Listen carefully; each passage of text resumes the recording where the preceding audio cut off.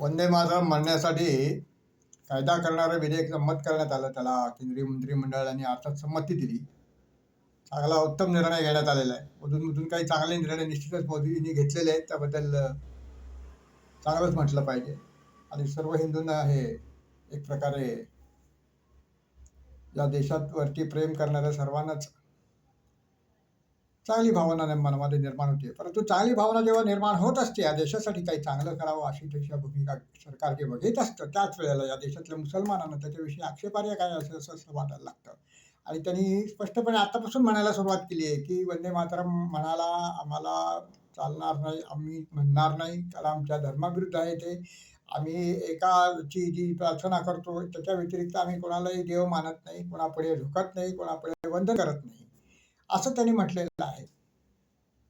म्हणजे परत एकदा त्याने आपला उफराटा न्याय जो आहे तो देशावरती लादण्याचा प्रयत्न केलेला आहे. शर्यतचा कायदा या देशाने मान्य करावा, शर्यतच्या कायद्यानुसार या देशाने आपली सगळी धोरणं बदलावीत, असा त्यांचा आग्रह आहे. सर्वच बाबतीमध्ये आहे. विवाह संमती कायदा जो आहे तो त्या बाबतीमध्ये जर बोलायचं झालं तर ते, किंवा मग बाकी सगळे कायदे जे आहेत ते शर्यतच्या अनुसार असावेत आणि जास्तीत जास्त हिंदू समाजाला अपघात असावेत, हीच त्यांची भूमिका पहिल्यापासून राहिलेली आहे. आणि म्हणूनच त्यांना समर्थन करणारे समाजवादी पक्ष, काँग्रेस पक्ष यांना तर आनंद होणं स्वाभाविक आहे. त्यांना नवीन भूमिका मिळाली. परंतु सरकारने मागे हटण्याचं काही कारण नाही आहे. आणि एक तर स्पष्ट त्यांना सांगितलं पाहिजे मुसलमानांना की तुम्हाला वंदे मातरम म्हणायचं नसेल तर हरकत नाही, तुम्हाला स्वातंत्र्य आहे त्याचं न म्हणण्याचं, पण देश सोडून निघून जावा तुम्ही. या देशाचे कायदे कानून, या देशातल्या संविधानाने संमत केलेल्या गोष्टी जर तुम्हाला मान्य नसतील, या देशावरती तुम्ही प्रेम करत नसाल, या देशाचं ज्या देशाचे तुम्ही नागरिक म्हणून या देशाचं पूजन करत नसाल, देश सोडण्याचा अधिकार तुम्हाला दिलेला आहे. म्हणजे तुम्हाला सरळ सरळ तुमचे 57 इस्लामी देश आहेत तिथे निघून जा तुम्ही. नाहीतरी तुमच्या दृष्टीने भारत हा देश जो आहे तो दारुल इस्लाम नाही आहे, दारुल हरब आहे. म्हणजे काफरांचा देश आहे, तो तुम्हाला दारुल इस्लाम करायचा आहे. म्हणजे सगळ्या हिंदूंना खतम करून किंवा हिंदूंचं धर्मांतर करून तुम्हाला इथे इस्लामी सत्ता प्रस्थापित करायची आहे. त्यामुळे आता जर तुम्हाला ते तसं करता येत नसेल तर अर्थातच तुम्ही त्याचे एक परागंदा व्हायला पाहिजे. तुम्हाला 57 देश निश्चितपणे आश्रय देतील.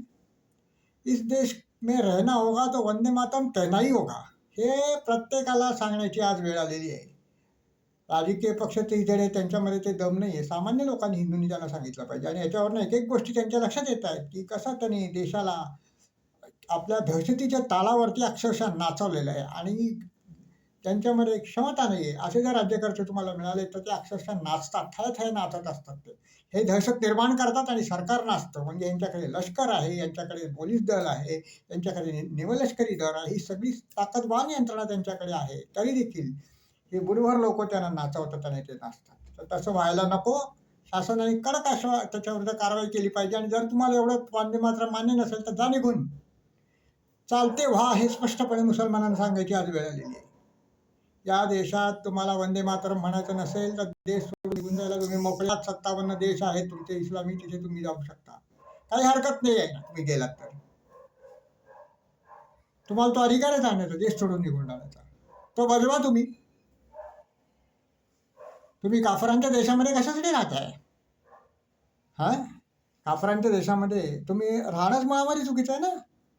तुमच्या ह्याच्यात काय सांगण्यात आलेलं आहे की काफरांच्या देशामध्ये राहताना काय काय सांगण्यात आलेलं आहे, ते तुम्हाला करायचं असेल तर हा देश सोडूनच तुम्हाला निघून जावं लागणार.